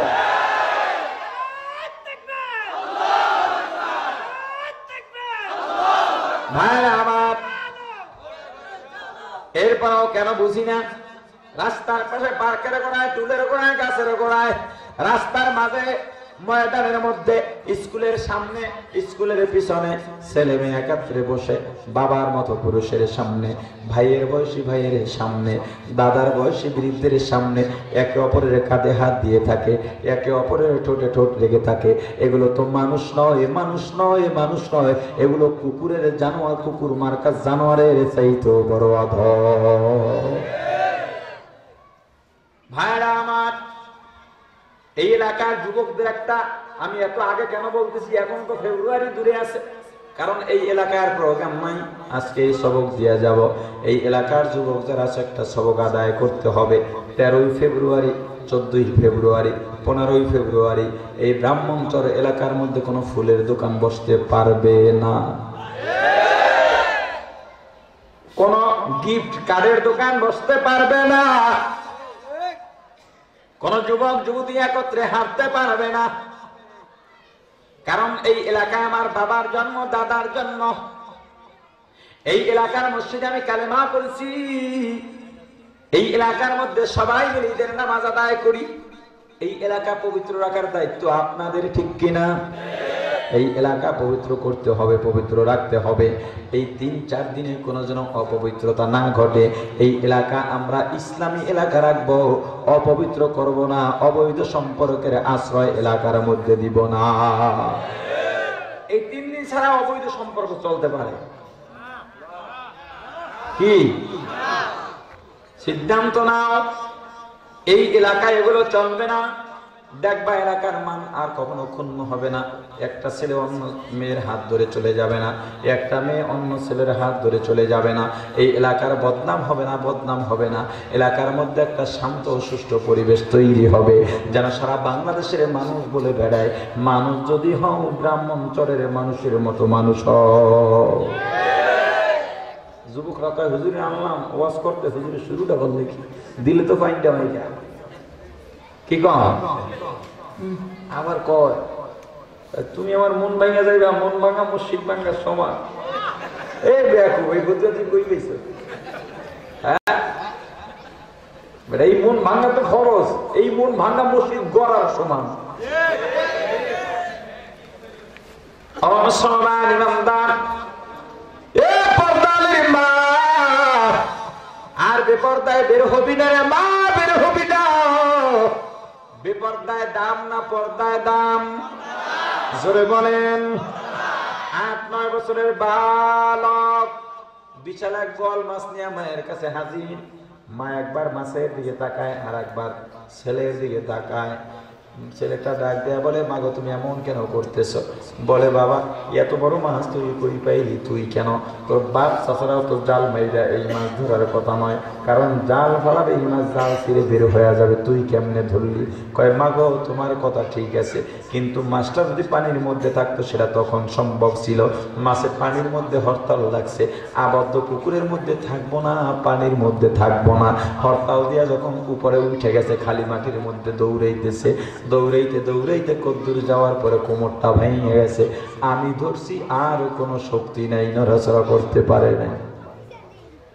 ছেলেটা ফাইভে পড়া বা কিছুই জানে না, টিপসই দেয়। কি দেয়? আর উনি স্বাক্ষর কোন মতে চিনেও, স্বাক্ষরের জায়গা থাকে অল্প একটু। আরে সুবহানাল্লাহ, 3 অক্ষরে নাম হইলো পুরো ফরম মাইক খেলায়। আছে না নাই? রাগ করেন না তো, কথা কয় না। মেয়েটা MA পাস, সুন্দরী সুশ্রী, ফাইভে পড়া রাখাল ছেলে। একদিন হঠাৎ করে বিয়া কইরা মায়ের সামনে বউ নিয়া হাজির।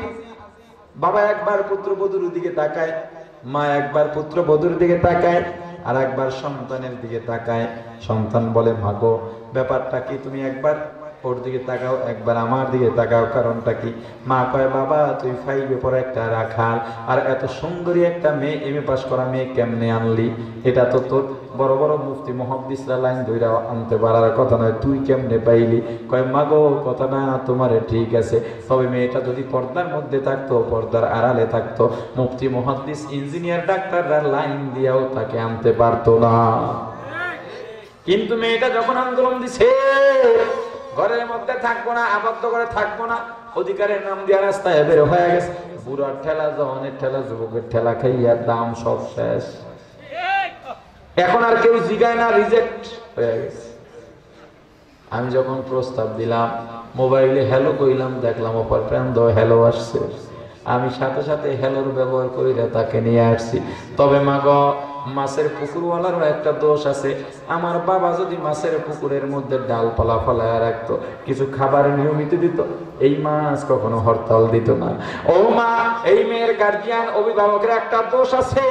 যদি মা বাবা পর্দায় রাখার জন্য ছোট থেকে পরিবেশ গড়াইতেন, তাহলে এই মেয়েটা কখনো রাস্তায় বের হওয়ার সুযোগ পাইতো না।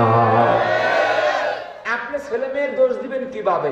ছেলে মেয়ের দোষে আপনি দোষী, ছেলে মেয়ের গুণে আপনি গুণী।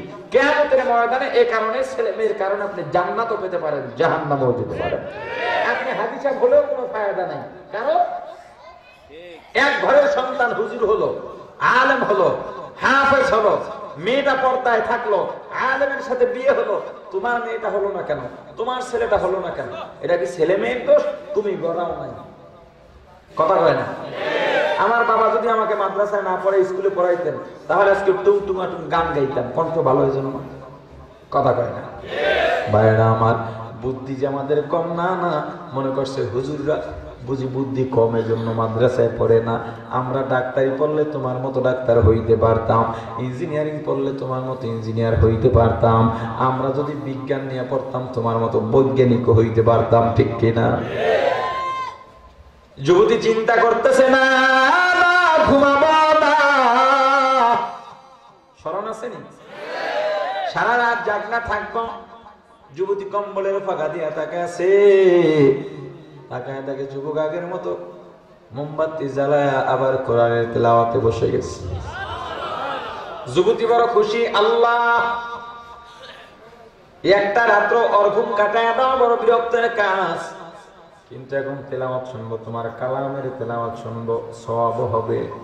তেলাওয়াত বড় মধুর আওয়াজ, শুনতেও বড় মজা লাগে। আর আমাদের বর্তমান জমানার যুবক যুবতীদের কোরআন তেলাওয়াত ভালো লাগে না, ইসলামী সঙ্গীত ভালো লাগে না, আওয়াজ মাহফিল ভালো লাগে না। এখন ভালো লাগে ঢুম ঢুঙা ঢুম ঢুম, কি কয় নিজেও বোঝে না, কোন কচুও কথা কয় না। দেখি বাস দেশে খালি কি কয় বুঝি না, খালি ঢুম ঢুম। কি ভাই এর মধ্যে কি কয়? তো কিছু কওয়া লাগবে না, এটাই ভালো লাগে। এখানে যদি 1000 মোবাইল থাকে, 990টা মোবাইল মেমোরিওয়ালা মোবাইল, 10টা মোবাইল মেমোরি ছাড়া পাওয়া যাবে, সংখ্যাটা বেশি দিলাম তো পাওয়া যাবে বলে সন্দেহ। কথা কম না? এই 990টা মেমোরির মধ্যে 10টা মেমোরি পাওয়া যাবে না যার মধ্যে হিন্দি ল্যাংটান ছেলে মেয়েদের নাচ গান নাই, গান নাটক ছবি সিনেমা নাই। কথা কয় না? হুজুর বড় শুকরিয়া শুকরিয়া। কেন? বাংলাদেশের সিনেমা সব শেষ, ধ্বংস হয়ে গেছে। আপনাদের ওয়াজ মাহফিল সার্থক। আরে বেয়াকুব, এটা ওয়াজ মাহফিল সার্থকের কারণে না, আর এখানে খুশি হওয়ারও কিছু নাই। সিনেমায় কি এই ঘুরে যেতে পারতো? কথা কয় না? আমরা টুপিওয়ালা সিনেমায় যেতে পারতো? এই 8-9 বছরের বাচ্চা সিনেমায় ঢুকতে পারে? টিকিট দেবে সিনেমায়? মেয়েরা সহজে সিনেমায় ঢোকে? কথা কয় না? সিনেমা দিয়ে কি হবে? ওখানে তো ভালোই ছিল। এখন তো মোবাইল মেমোরির মধ্যে বাচ্চা থেকে শুরু করে পুরো পর্যন্ত ল্যাংটা ছবি। মোবাইল দিয়ে কি করবো? সিনেমা দিয়ে কি করবো? তো ঘরে ঘরে ঢুকে গেছে। আরেকটা অভিযান নিয়ত করতে হবে, আমার সাথে আমার সামনে আল্লাহর কাছে ওয়াদা দিতে হবে। যুবক জওয়ান বুড়া যারাই আছো, টুপিওয়ালা যারা আছো, সবার ওয়াদা দিতে হবে। একটা মানুষও খালি যাইতে পারবা না, ওয়াদা দিতে হবে, পালন করতে হবে। অন্তত একটা বিপ্লব ব্রাহ্মণচরে ঘটে যায়, যেই বিপ্লবটা এই এলাকার মানুষ আজীবন মনে রাখবে। 1 নম্বরে বিপ্লব, আমার মোবাইলের মেমোরির মধ্যে যদি গান, নাচ, নাটক, সিনেমা, অর্ধুলঙ্গ ছবি, উলঙ্গ ছবি যদি আমার মেমোরির মধ্যে থাকে, টুংটাং কোনো আওয়াজ থাকবে না, সব রিমুভ করে ডিলিট করে সব আমি ওয়াজ মাহফিল, ওলামায়ে কেরামের ওয়াজ মাহফিল, হক্কানি ওলামায়ে কেরাম, কিরাত, কোরআন তেলাওয়াত, ইসলামী সঙ্গীত ঢুকাবো। এই নিয়ত কে কে করতে পারেন? হাত উঠান। হাত নামানো যাবে না। হাত কাটটা অর্ধেক, কাটটা পুরো আল্লাহ দেখতেছেন। উঠান কি? আপনি উঠান না কেন? আপনি কি মাপ নাই নাকি? হ্যাঁ, কারোটা বাদ নাই তো? যারা মোবাইল ব্যবহারই করেন না, এটা তো করে কিছু লাভ নাই। হাত উঠছে সবার পুরা, আমি মাঝখানটা কাটটা ওঠে নাই। নিয়তটা কি অন্তর দিয়া করতে পারছেন নাকি আমাকে দেখানোর জন্য? আল্লাহ দেখেন কিনা? যারা অন্তর দিয়া নিয়ত করতে পারেন না, সবাই অন্তর দিয়ে নিয়ত করছেন? যারা অন্তর দিয়ে নিয়ত করছেন হাতটা এমনি নাড়া দেন। ওই ভালো করে নড়ে না তো? সবাই নাড়ান। ভালো লাগে না খারাপ লাগে? এই দৃশ্যটা আল্লাহর কাছেও ভালো লাগে। বলেন আলহামদুলিল্লাহ। আলহামদুলিল্লাহ। মেমোরি থেকে নাচ, গান, সিনেমা, নাটক, ছবি সব কেটে দিব। ঠিক আছে তো? ওলামায়ে কেরামের ওয়াজ মাহফিল, হক্কানি ওলামায়ে কেরামের ওয়াজ মাহফিল, আকাশেতে লক্ষ তারা, কি জানি লক্ষ তারা জোনাক জ্বলেছে, এই ধরনের কোন ওয়াজ ঢুকান যাবে না। কথা বলে না? সব হক্কানি ওলামায়ে কেরামের ওয়াজ মাহফিল, কোরআন তেলাওয়াত, ইসলামী সঙ্গীত কোনো বাধ্য থাকবে না। ঠিক আছে? আল্লাহ কবুল করেন। বাস্তবায়ন হবে। বড় ভাই, মেয়ের বাবা, মেয়ের অভিভাবক বাসায় গিয়ে তার হাতে মোবাইল থাকলে মোবাইলটা কেড়ে নেবেন। তার মোবাইলের কোনো প্রয়োজনই নাই। কথা বল না কেন? যুবতী মেয়ে ঘরের মধ্যে থাকবে, যা লাগবে বাবার কাছে বলবে। যদি বাবার কাছে বলার মতো না হয়, মায়ের কাছে বলবে, মা তার বাবার মাধ্যমে এনে দিবে।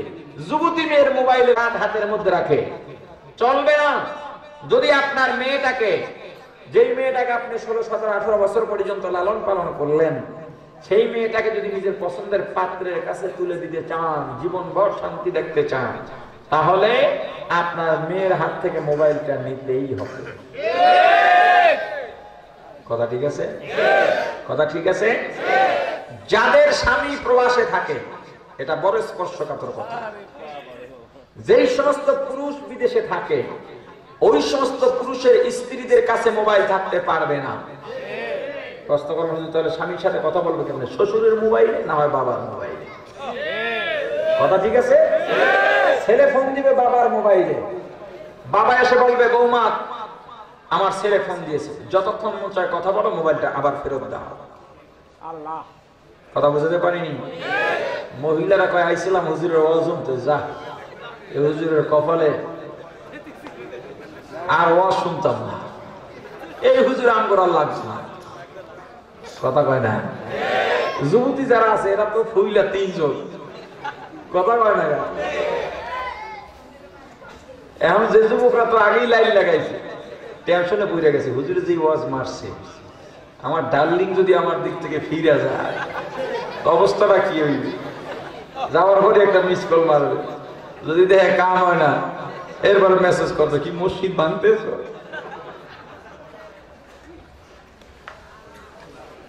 দুইটা সবক দিলাম, এই দুইটা বিপ্লব ঘটায় দেখেন ব্রাহ্মণচর আদর্শ নগরে পরিণত হবে, আদর্শ গ্রামে, আদর্শ গায়ে পরিণত হবে ইনশাআল্লাহ।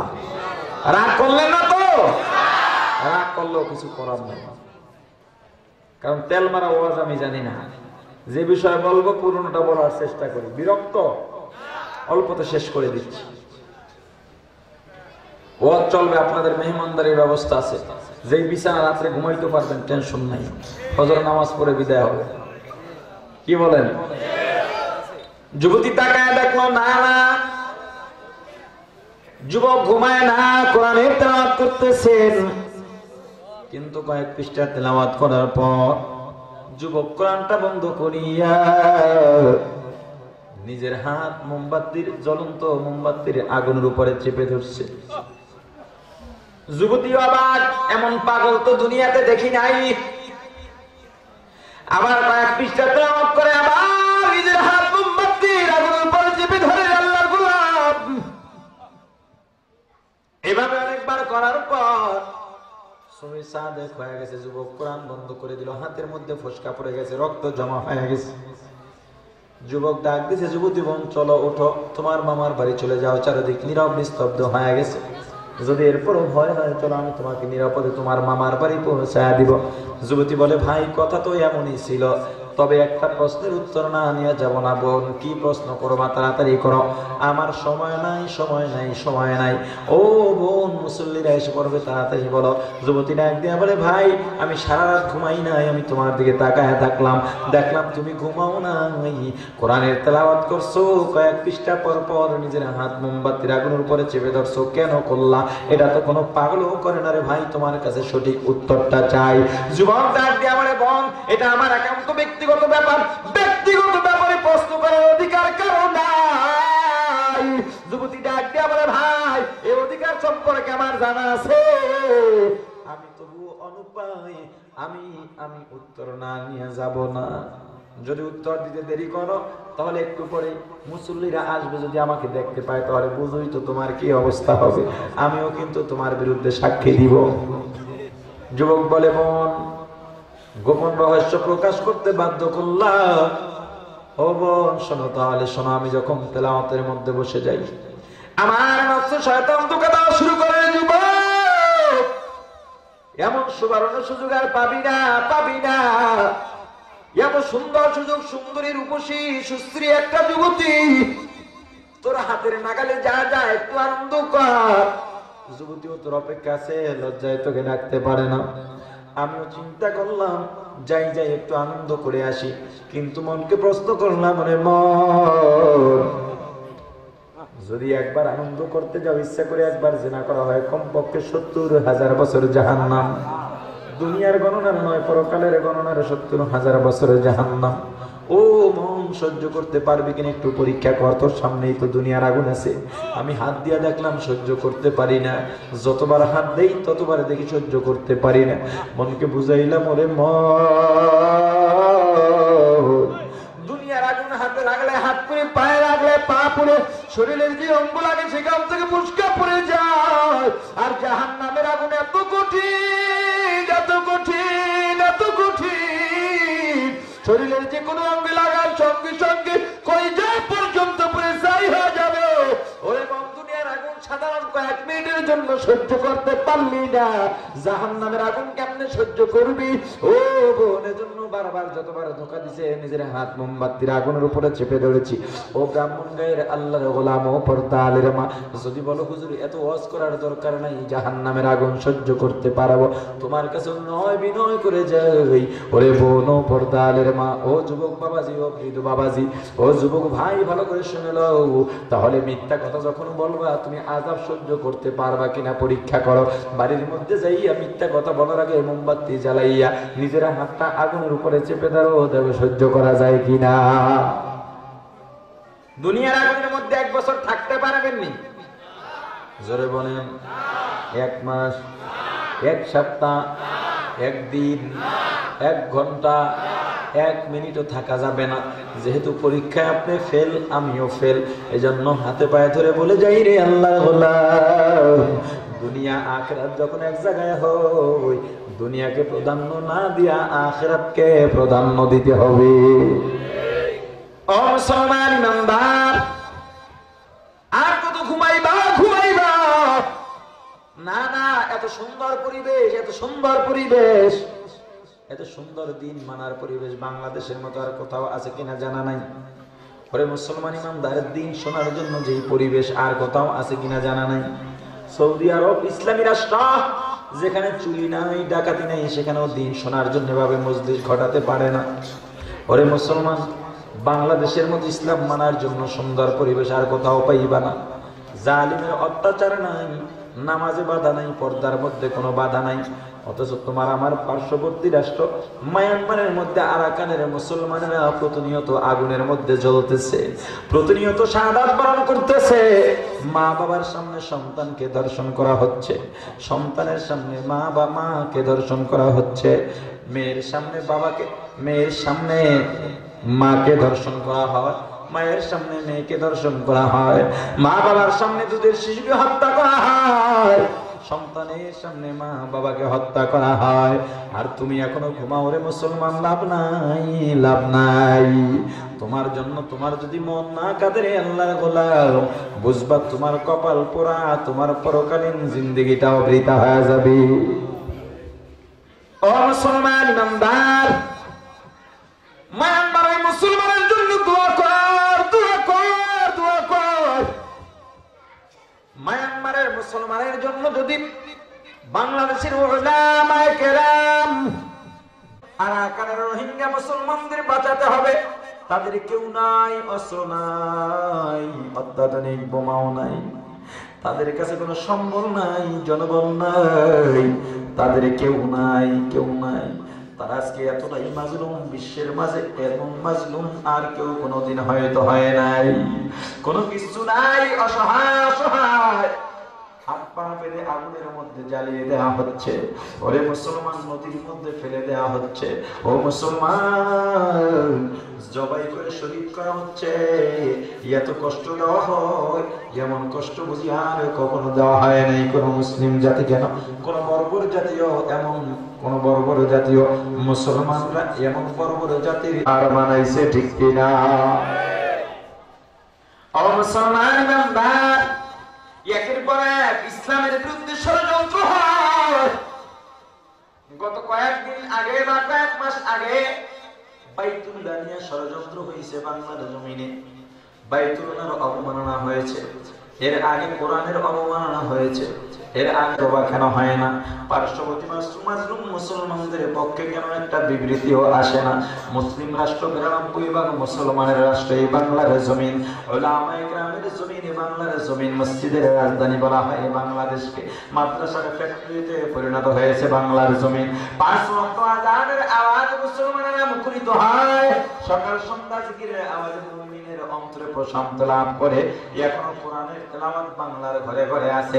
সেই দেশের মধ্যে যদি কোরআনের বিরোধিতা হয়, সেই দেশের মধ্যে যদি কাবার অবমাননা হয়, রাসূলের অবমাননা হয়, আর অবমাননাকারীরা যদি বিচারের আওতায় না আসে, এই জমিনে মুসলমান হিসেবে বেঁচে থাকায় কোনো লাভ না।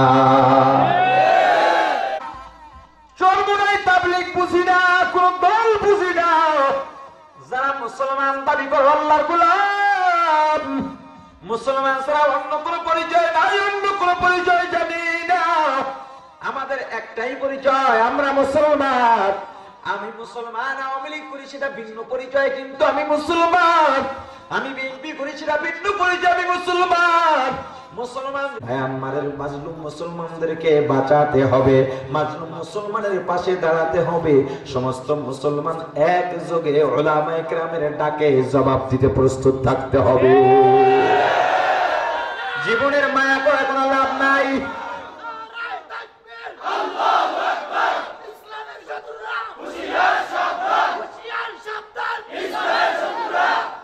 ভাইরা আমার, জীবনের মায়া করে কোনো লাভ নাই। যেই জীবনটা দিয়া মুসলমানের পাশে দাঁড়াইতে পারলাম না, যেই জীবনের মায়া করে মাজলুমের পাশে দাঁড়াইতে পারলাম না, এটাই কিন্তু শেষ নয়, শেষ নয়। ওই বিশ্বের অমুসলিমরা ইসলাম মুসলমান যে নিরাপদ না, না মুসলমানদের বাংলাদেশের মুসলমান কিন্তু টার্গেটে আছে। একদিন বাংলাদেশের মুসলমানের কোন অবস্থান থাকবে না। বাংলাদেশের মুসলমান আজকে যদি মাজলুমের পাশে না দাঁড়াও, তোমরা যখন মাজলুম হইবা বাংলাদেশের মাজলুম মুসলমানের পাশেও কাউকে পাওয়া যাবে না। কে কি বললো দেখে লাভ নাই, কে কি করলো দেখে লাভ নাই। মরণ যেহেতু হবে আল্লাহর গোলাম, নিজের জীবনটা ইসলামের জন্য বিলাতে চাই, নিজের জীবনটা আল্লাহর জন্য বিলাতে চাই। যদি আরাকানের মধ্যে ডাকেছে আল্লাহর গোলাম, বাংলাদেশের ওলামায়ে কেরাম যদি ডাক দেন চলো আরাকানের মাজলুম মুসলমানদেরকে স্বাধীন করার জন্য জিহাদে নামতে হবে, রাসূলের জামানার সেই জিহাদের সুন্নত আমরা প্রতিফলন করতে রাজি আছি কিনা?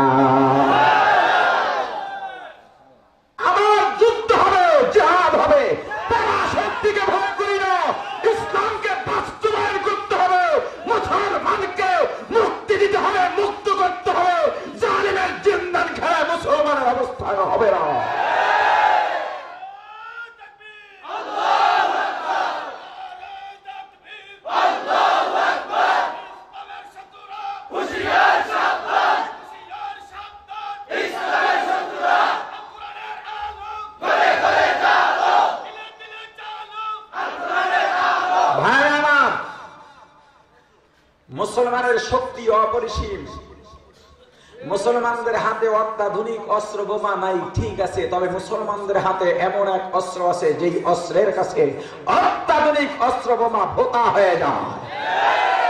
সেই অস্ত্রের নাম ঈমান। কি জোরে বলেন? সেই ঈমানি অস্ত্র দিয়ে উপমহাদেশ স্বাধীন করেছিলেন উলামায়ে কেরাম। সেই ঈমানি অস্ত্র দিয়ে শাহজালাল ইয়ামানি রহমাতুল্লাহি আলাইহির আল্লাহু আকবার নারায়ে তাকবীরের ধ্বনিতে গৌরব গোবিন্দের বাঘের চূর্ণ বিচূর্ণ হয়েছিল।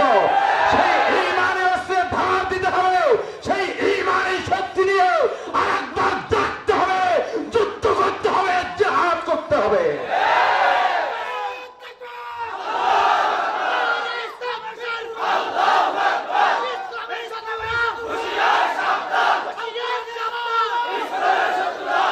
প্রিয় ভাইরা আমার, যারা ফেসবুক ব্যবহার করেন তাদেরকে কিছু নির্দেশনা দিয়ে যাই। অনেকে মায়ানমারে প্রতিবাদ করতে গিয়ে কিছু অসত্য ছবি প্রচার করে থাকেন। আমরা তাদের প্রতিবাদ করব ঠিক আছে, সঠিক প্রতিবাদ করলেই তো ওদের বর্বরতা প্রকাশ করার কোনো অভাব নাই, কিন্তু সেখানে মিথ্যার আশ্রয় আমরা কেন নিব? মিথ্যার আশ্রয় নেওয়ার কোনো প্রয়োজন নেই। অন্যান্য অত্যাচারের ছবি সেখানে দিয়ে বলা হচ্ছে যে এটা বারবার অত্যাচার না, এরকম করবেন না। আমি অনেক আগে থেকেই এগুলো বলতে চেয়েছিলাম, চিন্তা করলাম অনেকে আবার আমার উপরে হামলে পড়বে যে আপনি মায়ানমারের পক্ষে না, আমি পক্ষে নই। সেটা আমার বক্তৃতা, আমার লেখা, আমার কথা, আমার অনুভূতিতে সবাই প্রকাশ পাচ্ছে, সবাই জানতে পারছে। আমি শুধু এটাই বলি, সঠিক প্রচারের মাধ্যমে মায়ানমারের হায়নাদের বর্বরতা তুলে ধরতে হবে। যেমন আমি আগেও বলেছিলাম, কাবার অবমাননার সময় যেই হিন্দু যুবক কাবাকে অবমাননা করেছিল, যে দৃশ্যের মাধ্যমে আমরা যদি সেই দৃশ্য সামনে রেখে প্রতিবাদ করি, তাহলে তো সেই দৃশ্যটা আমরা প্রচার করেই দিলাম এবং তাদের উদ্দেশ্য হাসিল করলাম। আমরা প্রতিবাদ করব শুধুমাত্র কাবা দিয়ে, কাবার সাথে অন্য কিছু থাকবে না। হিন্দুর বাচ্চা যেই ছবি দিয়ে কাবাকে অবমাননা করেছে, আমরা সেই ছবি ব্যবহার করব না। আপনি আরাকানের মা বোনদের উলঙ্গ ছবি, যেটা তারা অত্যাচার করে ফেলে রেখেছে, সেটা আপনি দিলেন, তাহলে শহীদ হওয়ার পরেও আপনি কি আমাদের মা বোনদেরকে বেইজ্জতি করলেন না? আপনি কি সেই শহীদদের সাথে গাদ্দারি করলেন না? উলঙ্গ আমাদের শহীদ ভাইদেরকে আপনি উপস্থাপন করছেন ছবির মাধ্যমে। এটা সভ্যতা নয়। প্রতিবাদ হবে সভ্য ছবি দিয়ে ওদের অত্যাচারের ছবি হবে, ঠিক আছে। যেখানে আমাদের মা বোন ভাই বোনদের যেখানে কোনো উলঙ্গ ছবি নেই, আমরা সেগুলো প্রচার করব এবং সত্য ছবি প্রচার করব। প্রতিবাদ করতে হবে সর্বত্র, গ্রাম থেকে শহর পর্যন্ত, গলি থেকে মহাসড়ক পর্যন্ত, মাঠ হতে ময়দানে, শিক্ষালয় হতে ময়দানে, রাজপথ কাঁপিয়ে তুলতে হবে, প্রতিবাদ গড়ে তুলতে হবে, জালিমদের নিপাত করতে হবে। বাংলাদেশ নয়, সারা বিশ্বের জমিনে ইসলাম কায়েম করতে হবে। মানি না, মানব না, ইসলাম বিরোধী শক্তি মানি না। আমরা মুসলমান বীরের জাতি, সবাই রাজি তো? জোরে বলেন, সবাই রাজি? যতটুকু আলোচনা করলাম, আলোচনার মধ্যে যত ভুল সব আমার পক্ষ থেকে, যত ভালো সব আল্লাহর পক্ষ থেকে। আমার ভুলগুলো শুধরিয়ে আল্লাহ ভালোগুলো গ্রহণ করার তৌফিক দান করেন, বলেন আমিন। বয়ান চলবে, তাওয়ারক হবে এবং আখিরি মোনাজাত হবে। আপনারা কেউ যাবেন না। আমি দোয়া চাই আপনাদের কাছে, আমিও দোয়া করি আল্লাহ তাআলা যেন আমাদেরকে ইসলামের উপর অটল থেকে কিয়ামত পর্যন্ত, মরণ পর্যন্ত দ্বীনি খিদমত করার তৌফিক দান করেন, বলেন আমিন। সুবহানাল্লাহি ওয়া বিহামদিহি, সুবহানাকাল্লাহুম্মা ওয়া বিহামদিকা আশহাদু আল লা ইলাহা ইল্লা আনতা আস্তাগফিরুকা ওয়া আতুবু ইলাইক। আসসালামু আলাইকুম ওয়া রাহমাতুল্লাহি ওয়া বারাকাতুহু।